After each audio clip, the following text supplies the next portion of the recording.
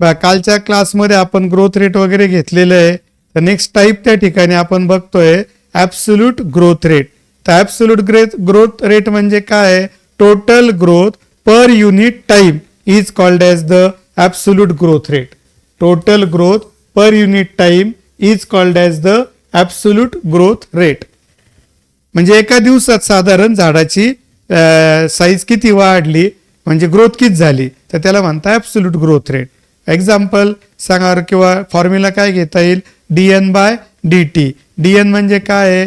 That is the increase in number of cell and divided by time taken for that increase is dt. मग त्या ठिकाणी absolute growth rate is equal to dN/dt is equal to that is the increase in number of cell divided by time taken for increase is the absolute growth rate.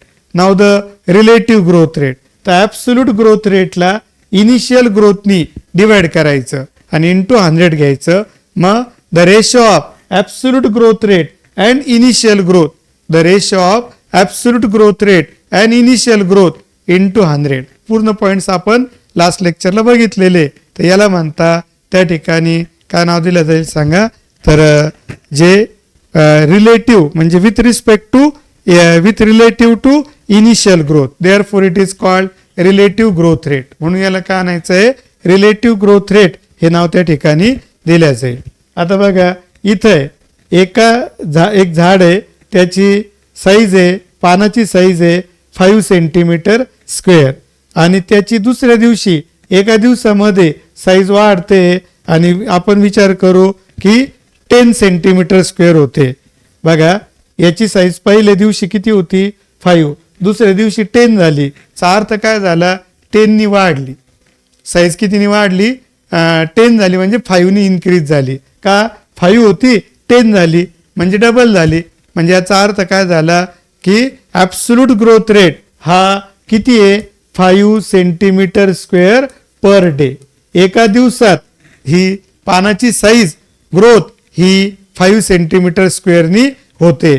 आणि इकडे बघा पानाची initial growth किती आहे?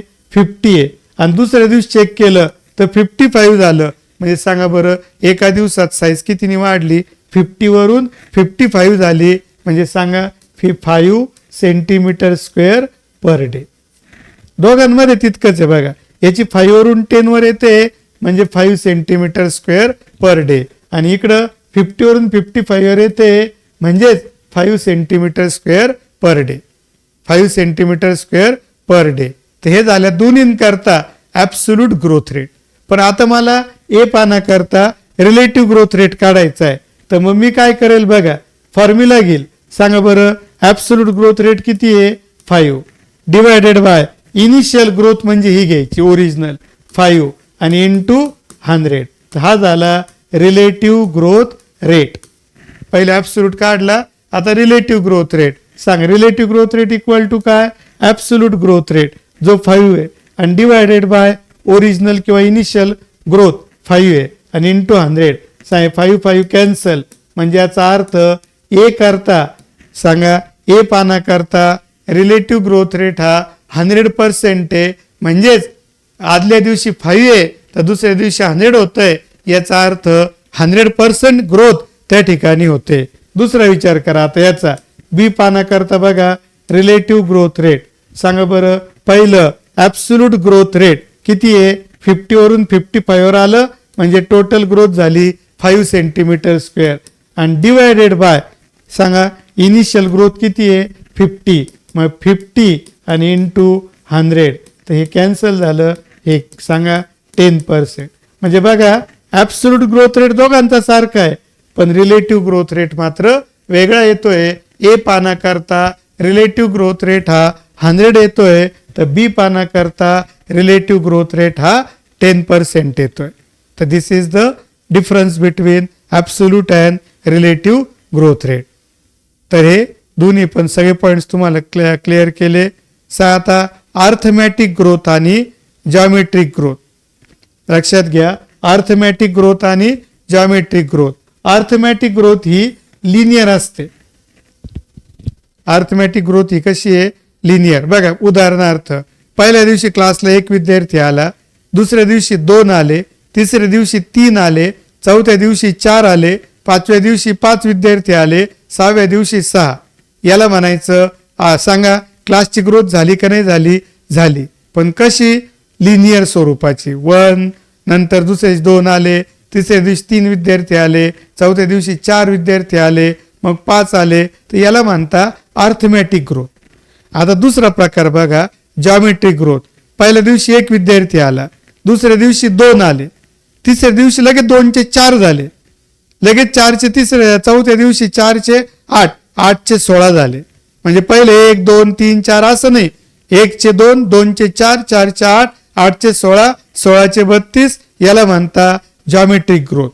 तर सेलच्या बाबतीत पण तसंच होतं. दोन्ही प्रकारच्या ग्रोथ असतात सेलमध्ये. One is arithmetic growth and other is geometric growth. तर अर्थमॅटिक ग्रोथ कशी असते? लिनियर असते, आणि जॉमेट्रिक ग्रोथ ही एक्सपोनेन्शियल असते. लक्षात घ्या. लिनियर म्हणजे आता सांगा, ही जी ग्रोथ आहे ही ॲब्सोल्यूट ग्रोथ म्हणजे कोणती आहे? Arithmetic growth. आणि ही जी अशी, तर ही एक्सपोनेन्शियल ग्रोथ आहे, जॉमेट्रिक ग्रोथ असते. तर अर्थमॅटिक ग्रोथ करता बघा, या ठिकाणी ही सेल आहे, ही डिवाइड झाली, 2 सेल तयार केल्या. तर बघा इथं A1 आणि A2 अशा 2 सेल तयार केल्या. तर आता नंतर A2 डिवाइड नाही होणार, फक्त A1च डिवाइड होईल. आणि A1 डिवाइड होऊन काय तयार करेल? B1 आणि B2, आणि A2 तशीच राहील. म्हणजे आता सांगा, B2 आणि A2 तशीच राहील, आणि B1च फक्त डिवाइड होईल आणि 2 सेल तयार करेल, C1 C2. आणि B2 तशीच तशी आणि A2 तशीच तशी. सांगा बरं, पहिल्या वेळेस 1 सेल डिवाइड झाली, दुसऱ्या वेळेस 2 सेल आहे पण डिवाइड फक्त एकच झाली A1, आणि 2 सेल तयार केल्या B1 B2, आणि A2 तसं. मग B1 डिवाइड झाली, फक्त 2 सेल तयार केल्या C1 C2, बाकीच्या 2 तशा. म्हणजे सांगा दरवेळेस किती सेल डिवाइड होत आहे? एकच सेल डिवाइड होते. याला म्हणता मग काय नाव द्यायचं सांगा मित्रांनो? Arithmetic growth. आणि जर अर्थमॅटिक ग्रोथ मध्ये LT बघा, आता LT काय आहे? Growth at time T. L0 काय आहे? Growth at time 0.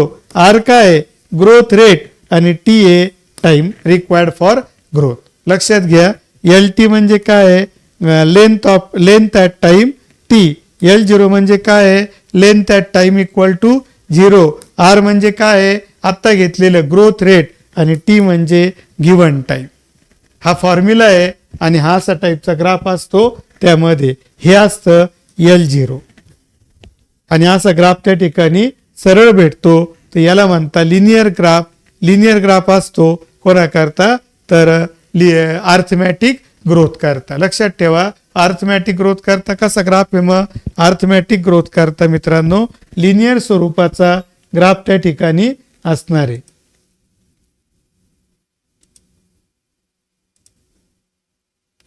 Arithmetic growth करता जो ग्राफ असतो तो कोणत्या स्वरूपाचा असतो?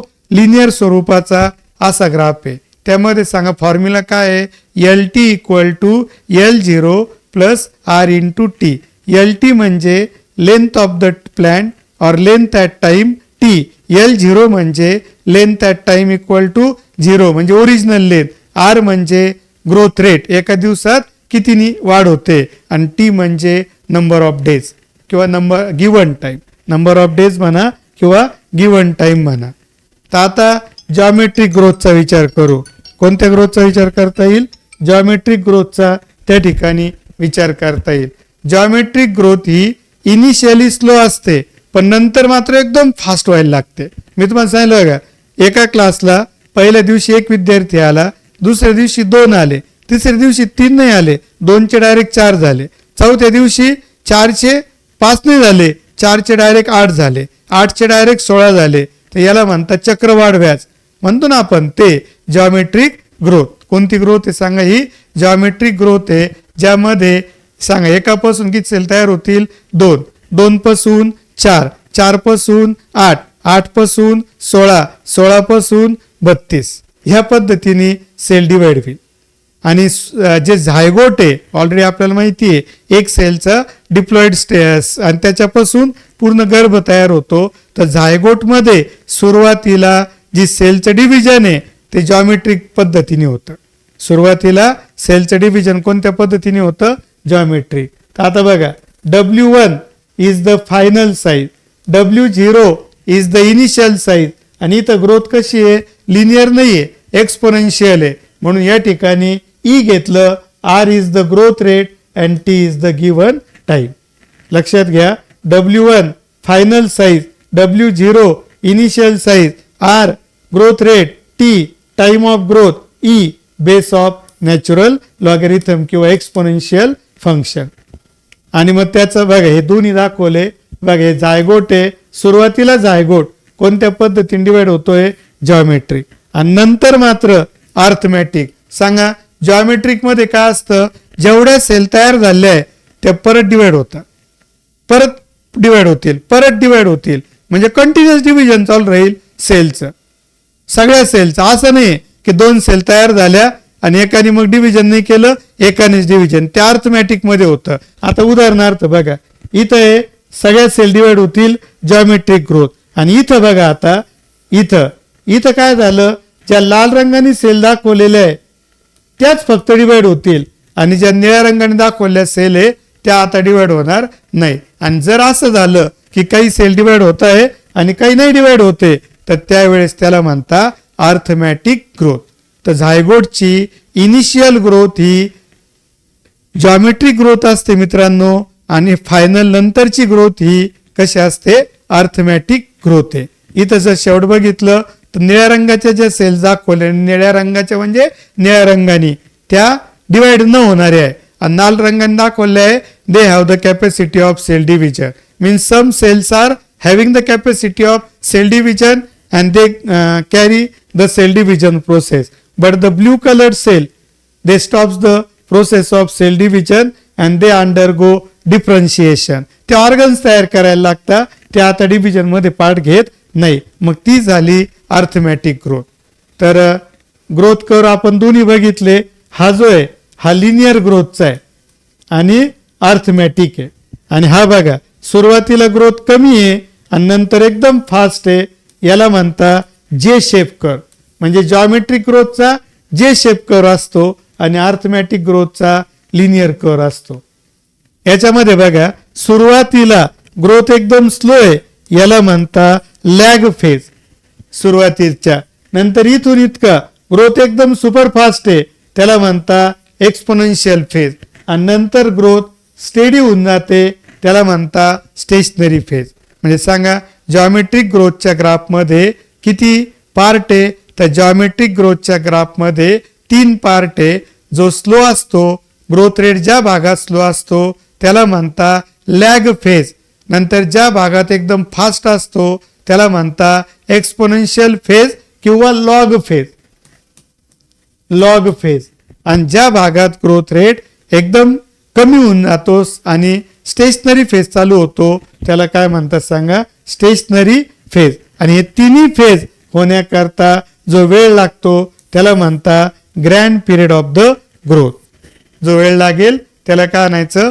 Grand period of the growth. त्यानंतर कॅम्बियम. बघा आता कॅम्बियम म्हणजे काय? A layer of cell from which xylem, phloem and cork cambium are form is called as the cambium.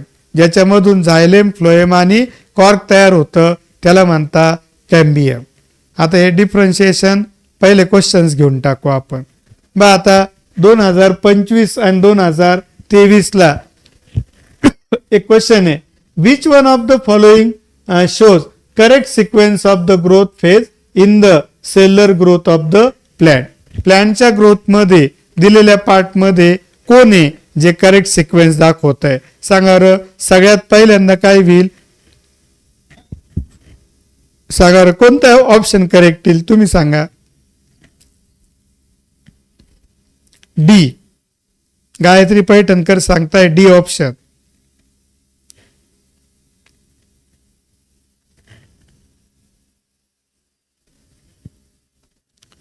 Preeti Kamble D option.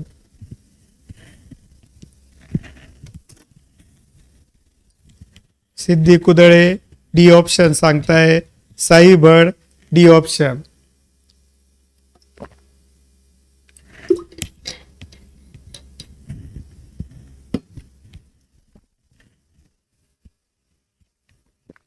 बरोबर आहे. तर करेक्ट ऑप्शन कोणतं आहे? सी. सगळ्यात पहिल्यांदा ग्रोथ व्हायची असेल तर सेल वाढवावं लागतील, म्हणजे सेल डिव्हिजन. मग ज्या सेल तयार झाल्या त्यांचं इलॉंगेशन होईल, आणि इलॉंगेशन झाल्यावर मग फंक्शन नुसार सेल काय होतील? वेगवेगळ्या होतील. त्याला म्हणता डिफरन्शिएशन. तर आरती वाघ, ऋतुजा ठेंगडे यांनी देखील आन्सर करेक्ट सांगितलेलं आहे. करेक्ट ऑप्शन आहे D option. Very good. Next part त्या ठिकाणी घेऊ. Which phase of growth shows steady state of the growth. कोणत्या फेजमध्ये ग्रोथ ही स्टेडी होऊन जाते? म्हणजे याचा अर्थ काय? ग्रोथ होत नाही, आणि त्या ठिकाणी बघा लॅग फेज मध्ये ग्रोथ एकदम स्लो असते. लॉग फेज मध्ये आत्ताच बघितलं सगळ्यात फास्ट एक्सपोनेन्शियल फेज आहे, त्याला लॉग फेज त्या ठिकाणी नाव दिलं. त्यानंतर फेज ऑफ सेल मॅच्युरेशन. आता इथं लक्षात घ्या, जेव्हा सेल मॅच्युअर होतील तेव्हा त्या फक्त काय होतील? त्यांच्या फंक्शन नुसार त्या ठिकाणी ते त्यांचं डिस्ट्रीब्युशन होऊन जाईल ॲज पर फंक्शन. म्हणजे विशेष त्या ठिकाणी ग्रोथ होणार नाही, तर ग्रोथ कशी येऊन जाईल? स्टेडी स्टेटला येऊन जाईल. मग ऑप्शन येईल फेज ऑफ सेल मॅच्युरेशन. त्यामध्ये ग्रोथ कशी असते? स्टेडी स्टेट म्हणजे स्थिर होऊन जाते. ग्रोथ काय होते सांगा मित्रांनो? स्टेडी स्टेट म्हणजे त्या ठिकाणी ग्रोथ स्थिर होत असते. सर्व विद्यार्थ्यांनी एक महत्वाची सूचना लक्षात घ्यायची आहे की पहिलं लेक्चर आज जरी माझं झालेलं आहे तरी याचा अर्थ सरांचं लेक्चर नाही असं नाहीये. सर्वांनी हे नोट करून घ्या की माझं लेक्चर झाल्यानंतर 5 वाजता माझं लेक्चर संपणार आहे, आणि 5 ते पुढे सरांच्या हिशोबाने सर 5 ते 6 किंवा 6:30 पर्यंत सर कंटिन्यू करतील, आणि त्या ठिकाणी ते पण लेक्चर सर्व विद्यार्थी मित्रांना अटेंड करायचंय ना. ते माझं लेक्चर झाल्यावर एक 2-5 मिनिटांमध्ये काचकर सरांचं पण लेक्चर त्या ठिकाणी असणार आहे. हे सर्वांनी नोंद करायची आहे, नाही तर बरेचसे विद्यार्थ्यांना काय वाटतं झाले लेक्चर. आता तसं नाहीये, दोन्ही लेक्चर्स होणार आहे. माझं लेक्चर पहिले घेतलं, नंतर सरांचं होणार आहे, त्यामुळे दोन्ही लेक्चर्स होणार आहे. हे सर्व विद्यार्थ्यांनी नोट करून घ्या. नेक्स्ट आत्ताच बघितलं बघा, ऑप्टिमम टेम्परेचर साधारण किती असतं? Optimum temperature for plant growth is. सांगा कोणतं ऑप्शन येईल? Optimum temperature for plant growth is कोणतं ऑप्शन येईल?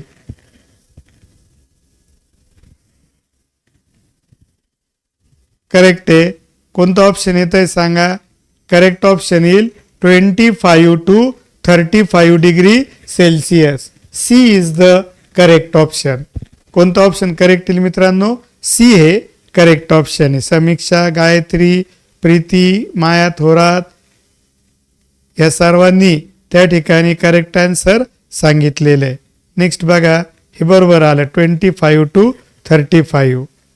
नेक्स्ट बघा आता, the direction of growth of shoot and root in plant is decided bye.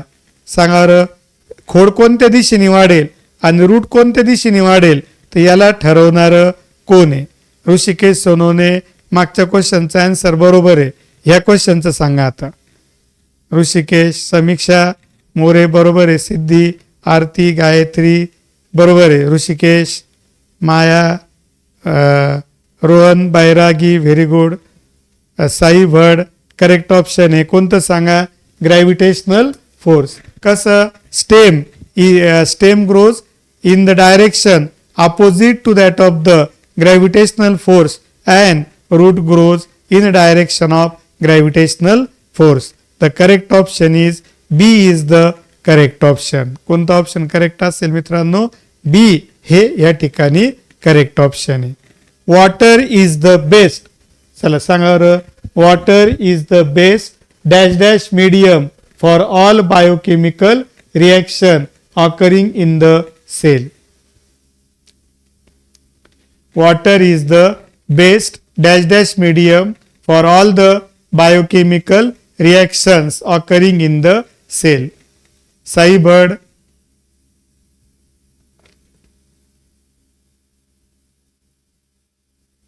Sumit More, Maya Thorat.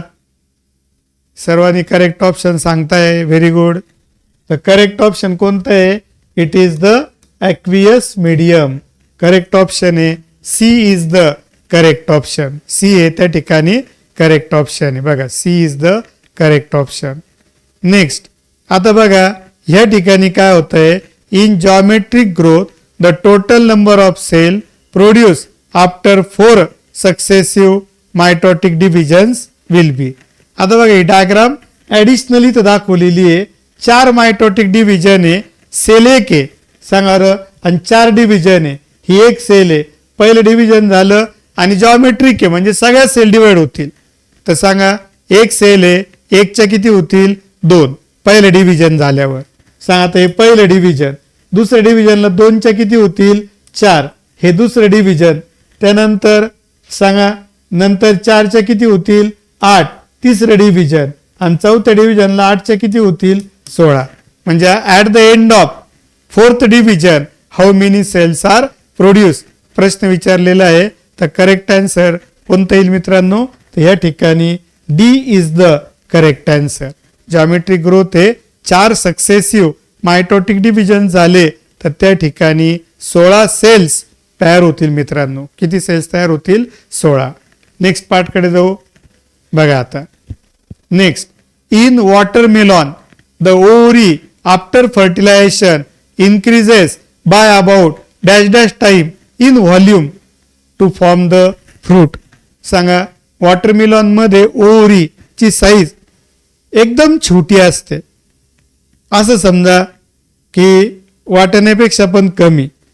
आणि नंतर जेव्हा वॉटरमेलॉन तयार होतं ते वॉटरमेलॉन म्हणजे फ्रूट आहे, तर सांगा त्याची साईज कितीनी वाढलेली असते.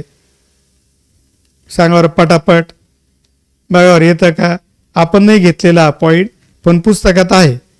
तुम्ही कदाचित क्वेश्चन सॉल्व्ह केले असतील तर तुम्हाला यायला पाहिजे.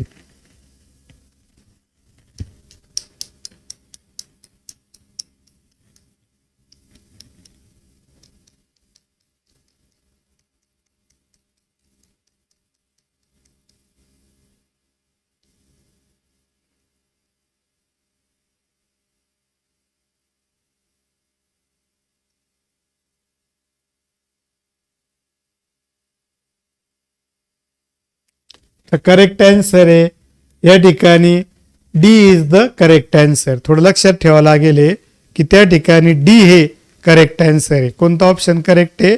डी. ते तुम्ही लक्षात ठेवा. आता याच्यानंतर आहे काय व्हॅल्यू बेस्ड क्वेश्चन आहे, त्यात समजून सांगायचं विशेष पार्ट नाही की फ्रूट तयार होताना वॉटरमेलॉन मध्ये ओव्हरीची साईज किती वाढते असा प्रश्न होता. नेक्स्ट बघा आता हे इफिशियन्सी इंडेक्स म्हणजेच काय सांगा मित्रांनो? Growth rate. इफिशियन्सी इंडेक्स हे कोणाचं दुसरं नाव आहे? ग्रोथ रेटचं. तर ग्रोथ रेटचा फॉर्म्युला सांगितलेला आहे मी. काय येईल सांगा? Total growth per unit time. काय येईल बघा इथं लक्षात घ्या. Total growth per unit time is called growth rate. Total growth per unit time is called as the growth rate. Next आहे सांगा अर्थमॅटिक ग्रोथ मध्ये आपण फॉर्म्युला घेतला L T equal to L0 into R plus R into T. तर सांगा L T म्हणजे काय? तर एल टी म्हणजे त्या ठिकाणी length of the length at time T. L0 म्हणजे काय? Length at time equal to 0. R म्हणजे काय? Growth rate. आणि टी म्हणजे गिव्हन टाइम. तर सांगा त्यांनी विचारलं की L T stands for. L T कशा करताय? तर सॉरी हे नाही, डी. करेक्ट ऑप्शन कोणतं येईल? Length at time T. T वेळेला बघा इथं टी वेळेला जी लेंथ आहे ती असेल तर सगळ्यांनी करेक्ट आन्सर सांगितलेलं आहे. आनंद उगले, माया थोरात, सुमित मोरे, साई भड, प्रीती कांबळे, स्वरांजली पठारे, ऑल त्या ठिकाणी सर्व विद्यार्थ्यांनी आन्सर करेक्ट सांगितलेलं आहे. तर लेंथ ॲट टाइम टी. बघावर आता याचं बघावर काय कंडिशन आहे. करा बरं.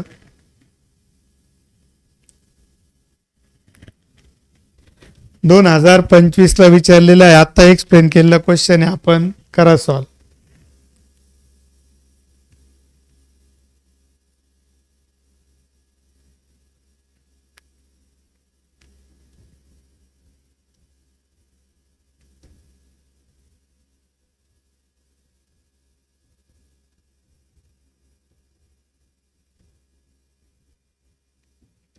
C.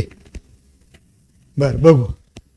In the given figure, leaf A and leaf B are of different sizes. बरोबर आहे. Showing absolute growth. सांगा रे, यांचं दोघांचा पण absolute growth rate किती आहे? 5 सेंटीमीटर स्क्वेअर पर डे. आणि इथं पण तोच आहे, 5 सेंटीमीटर स्क्वेअर पर डे, म्हणजे एका दिवसात. Then relative growth rate of leaf B would be. सांगा मी तुम्हाला आत्ताच सांगितलं की फॉर्म्युला काय, तर सांगा फॉर्म्युला काय आहे? Absolute growth rate. लक्षात घ्या मित्रांनो. सांगा बरं, ऍब्सोल्यूट ग्रोथ रेट म्हणजे काय? एका दिवसात झाड कितीनी वाढतंय. तर त्यांनी सांगताना काय सांगितलं, लक्षात घ्या की दोघांचा जो ऍब्सोल्यूट ग्रोथ रेट आहे तो 50 सेंटीमीटर स्क्वेअर पर डे. मग सांगा तो झाला 50 सेंटीमीटर स्क्वेअर पर डे. आणि ओरिजिनल ग्रोथ किती आहे, म्हणजे ओरिजिनल म्हणजे सुरुवातीची आदल्या दिवशीची किती आहे? 50. आणि इंटू किती येईल मित्रांनो? 100. सांगा हा जो पार्ट आहे या ठिकाणी जे आपल्याला इथं कॅन्सल होईल, म्हणजे किती आलं? 10%. म्हणजे याचा अर्थ करेक्ट ऑप्शन त्या ठिकाणी येईल बी इज द करेक्ट ऑप्शन. बऱ्याच जणांनी चुकीचं सांगितलं, थोडं लक्षात घ्या. सांगा काय फॉर्म्युला आहे? Absolute growth rate divided by original growth into 100. काय फॉर्म्युला आहे सांगा? Absolute growth rate divided by त्या ठिकाणी ओरिजिनल ग्रोथ किंवा इनिशियल ग्रोथ इंटू 100. आणि मग ऍब्सोल्यूट ग्रोथ रेट त्यांनी सांगितलंय 5, ओरिजिनल म्हणजे 50 आहे, आणि डिवाइड इंटू 100 तर किती आलं? 10%. आणि बी च्या बाबतीत किती येईल? 100%. ए च्या बाबतीत आणि बी च्या बाबतीत 10%. तर करेक्ट ऑप्शन घेतलं. बघा क्वेश्चन नंबर 11 सॉल्व करा. Given below are the two statement, statement 1 and statement 2. आणि बघा काय येते उत्तर.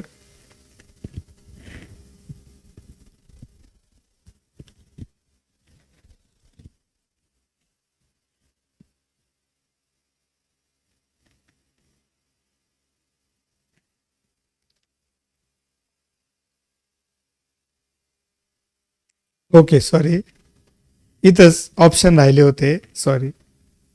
ऑप्शन बघा.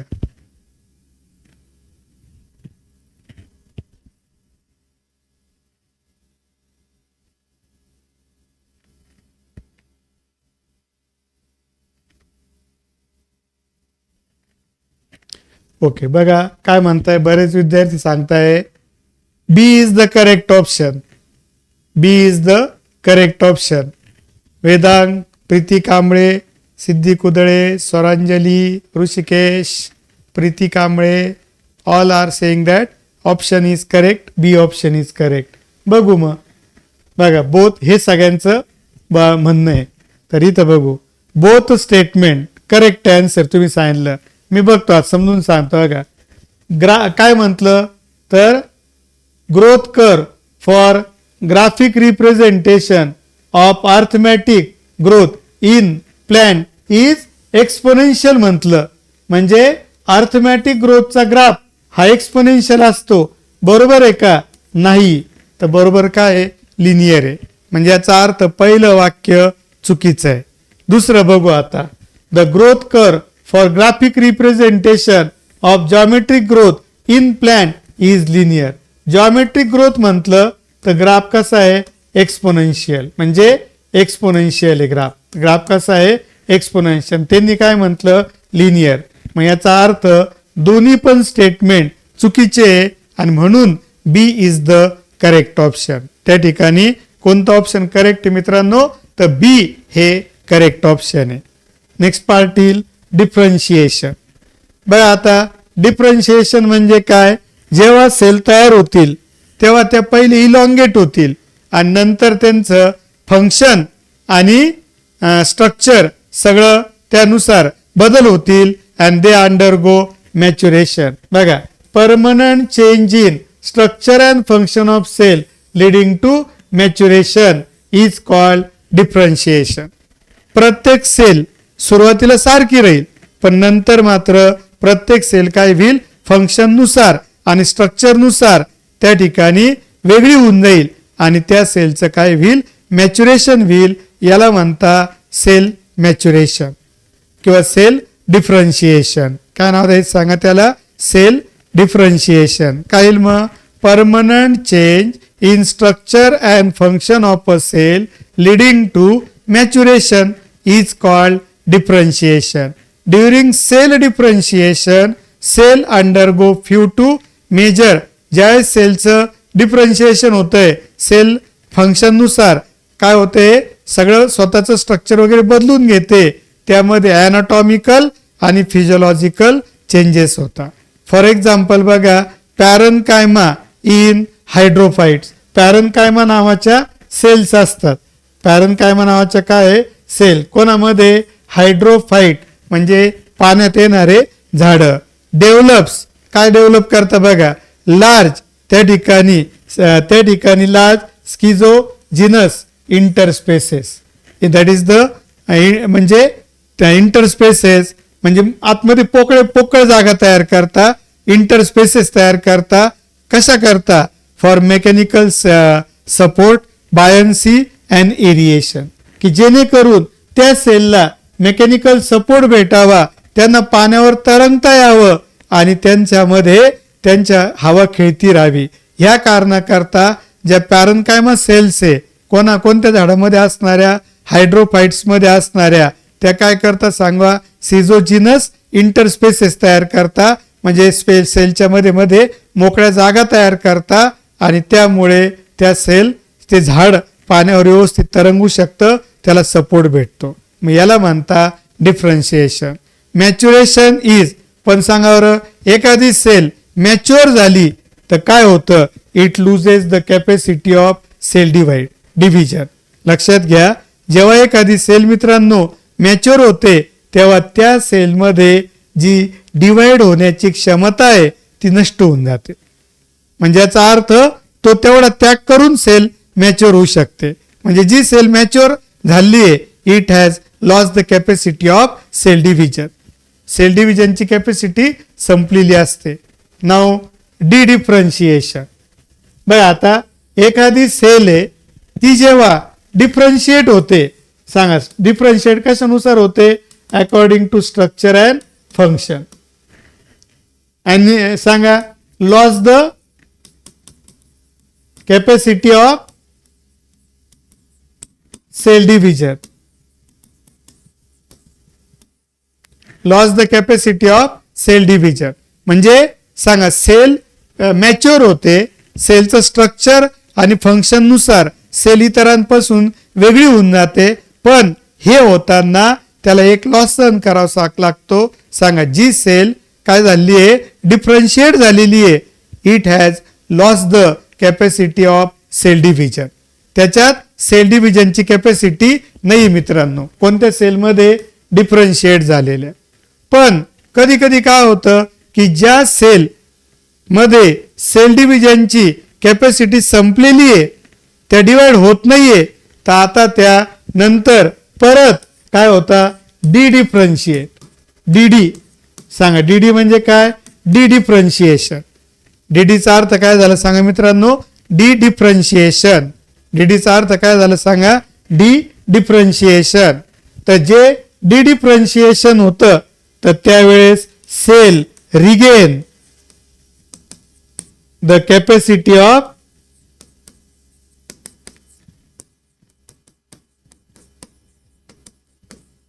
Sale division. सेलला परत कॅपॅसिटी भेटून जाते सेल डिव्हिजनची.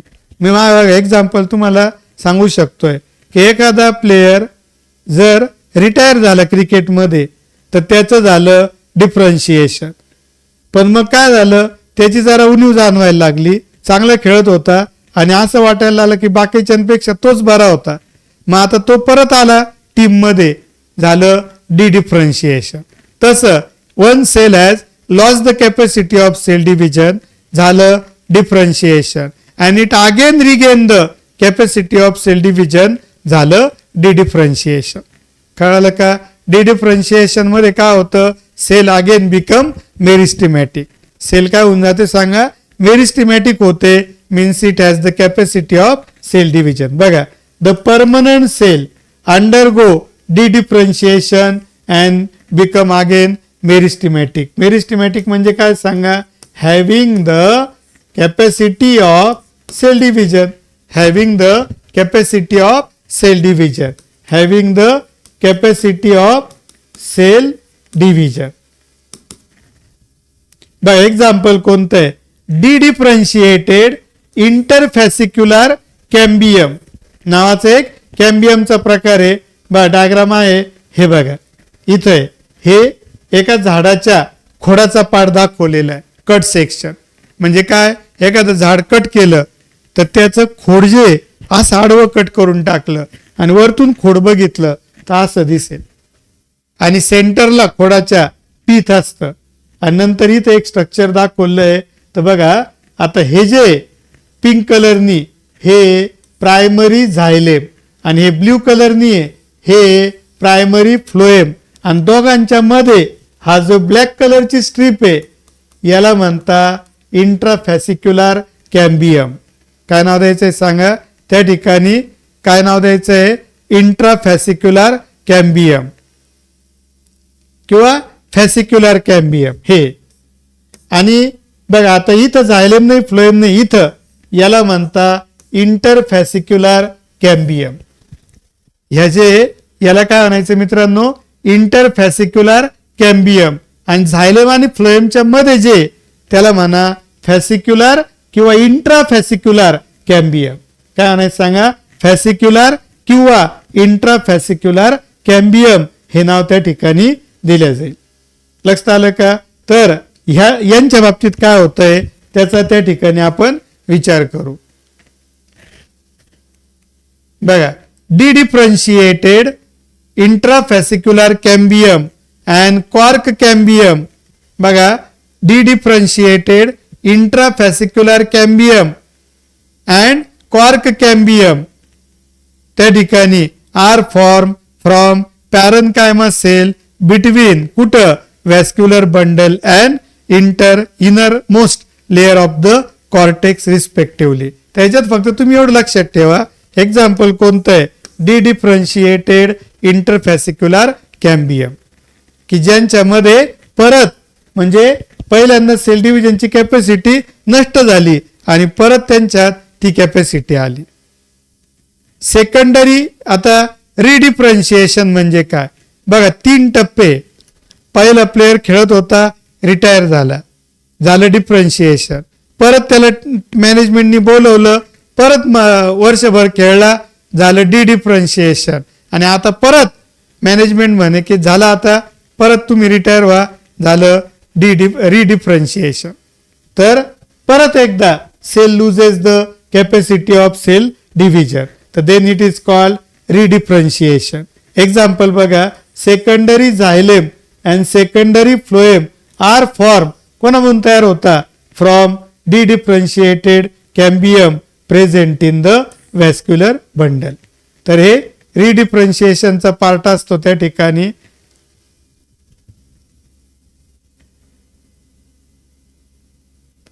आता डेव्हलपमेंट म्हणजे काय, तर सांगा डेव्हलपमेंट म्हणजे काय असेल, shape, form and degree of complexity यांच्यामध्ये बदल होत जाणं, त्याला म्हणता डिफरन्शिएशन, डेव्हलपमेंट.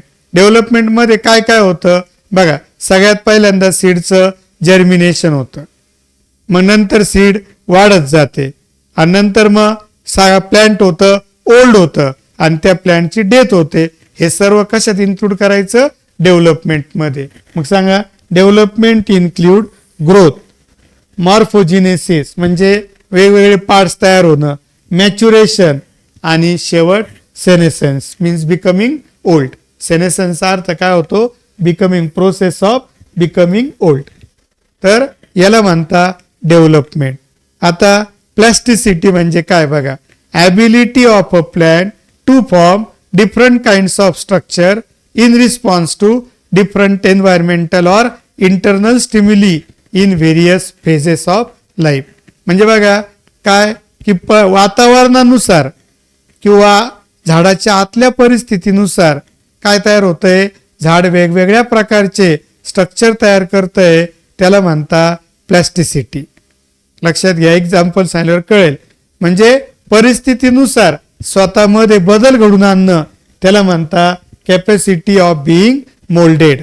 म्हणजे सांगा आता इंट्रेन्सिक प्लॅस्टिसिटी, दोन आहे बघा. इंट्रेन्सिक प्लॅस्टिसिटी तर पहिलं बघू, is found in coriander. Coriander म्हणजे कोथिंबीर, कॉटन अँड लार्कस्पर. त्या ठिकाणी डेल्फिनियम हे पण लक्षात घ्या आणि लार्कस्पर दोन्ही नाव लक्षात घ्या. आणि कोणती प्लॅस्टिसिटी आहे, इंट्रेन्सिक प्लॅस्टिसिटी. आता अर्थ काय त्याचा ते पण एक्सप्लेन करतोय बघा. These plant show different forms of leaves. तुम्ही जर कोथिंबिरीमध्ये बघितलं असेल, काही पानं असे काड्यासारखे असतात आणि काही पानं हे बघा, हे ज्युवेनाइल स्टेजमध्ये पानं असे असतात, अडल्ट स्टेजमध्ये पानं असे असतात कोरिएंडरमध्ये. म्हणजे याचा अर्थ कोरिएंडरमध्ये परिस्थितीनुसार आतल्या स्टिम्युलीनुसार दोन प्रकारचे पानं बनतात आणि ते ह्या टाईपचे, पहिले काडीसारखे मग मोठे मोठे. त्या ठिकाणी दोन टाईपचे पानं त्या ठिकाणी बनले, कशामध्ये, कोरिएंडरमध्ये. तर बघा मग these plant show different forms of leaves, that is hetero म्हणजे वेगवेगळे, फायली म्हणजे पानं, in same plant in juvenile and mature stage. तर याला म्हणता इंट्रेन्सिक प्लॅस्टिसिटी. काय नाही सांगा, इंट्रेन्सिक प्लॅस्टिसिटी. आता दुसरं जे इन्व्हायरमेंटल बघा, इंट्रेन्सिकचे एक्झाम्पल लक्षात घ्या. Intrinsic plasticity is found in coriander, cotton and larkspur or delphinium. आणि त्यांच्यामध्ये काय होतं, ज्युवेनाइल म्हणजे एकदम सुरुवातीचं, म्हणजे एकदम जे म्हणतो ना आपण लहान असतानाचं, त्याला ज्युवेनाइल स्टेज म्हणतात. त्यात पानं वेगळ्या प्रकारचे आणि अडल्ट स्टेजमध्ये वेगळ्या प्रकारचे. तर लक्षात घ्या. त्यानंतर बघा इथे इन्व्हायरमेंटल हेट्रोफायली म्हणजे वातावरणानुसार वेगवेगळ्या प्रकारचे पानं येणं. हेट्रो म्हणजे वेगवेगळं, फायली म्हणजे पानं. इज शोन इन कशांमध्ये बघा, रॅनन्क्युलस. त्या ठिकाणी लक्षात घ्या, रॅनन्क्युलस फ्लॅबिलियासिस किंवा buttercup. In these plant show different forms of leaves in terrestrial and aquatic condition. चा अर्थ काय झाला, जेव्हा यांना हे झाडं जमिनीवर येतात तेव्हा वेगळ्या प्रकारचे पानं येतात बघा, हे अशा प्रकारचे टेरेस्ट्रियल हॅबिटॅट. म्हणजे जमिनीवर जेव्हा हे झाड आलं तेव्हा असे पानं आले, आणि हेच झाड जेव्हा पाण्यात आलं तेव्हा असं आहे. म्हणजे वातावरण वेगळं तर पानं वेगळे. तर याला म्हणता इन्व्हायरमेंटल हेट्रोफायली. आणि त्याच्यामध्ये पानाचं जर एक्झाम्पल लक्षात घेतलं तर काय सांगा बरं, रॅनन्क्युलस फॅबेलॅसिस आणि किंवा बटरकप.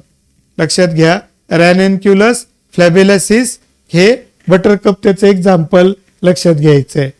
तर हे झालं इन्व्हायरमेंटल प्लॅस्टिसिटी. हे चारी पण लक्षात घ्या. तर याच्यात जे एक दोन क्वेश्चन्स आहे पुढं ते पण क्लिअर करून घेऊ आपण, म्हणजे मग पूर्ण पॉइंट्स याचे कव्हर होऊन जातील.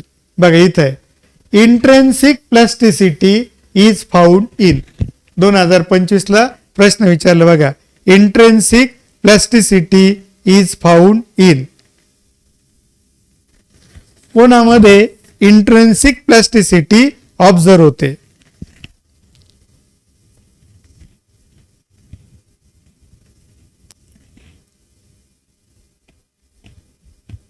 चला पटकन सांगा, कोणामध्ये इंट्रेन्सिक प्लॅस्टिसिटी ऑब्झर्व होते. बरोबर आहे, काय सांगा, काय ऑप्शन येईल. Very good, cotton and coriander and larkspur. पण ते नाहीये, पण कॉटन आणि कोरिएंडर आहे. व्हेरी गुड, सगळ्यांनी उत्तर बरोबर सांगितलेलं आहे. आता हे सांगा, कॉटन अँड कोरिएंडर हे सांगा बरं. इन्व्हायरमेंटल हेट्रोफायली, इन्व्हायरमेंटल म्हणजे वातावरणानुसार, हेट्रो म्हणजे वेगवेगळे, फायली म्हणजे पानं, is observed in the leaves of, कोणाच्या पानांमध्ये इन्व्हायरमेंटल हेट्रोफायली होते सांगा. कोणतंही. रॅनन्क्युलस किंवा बटरकप.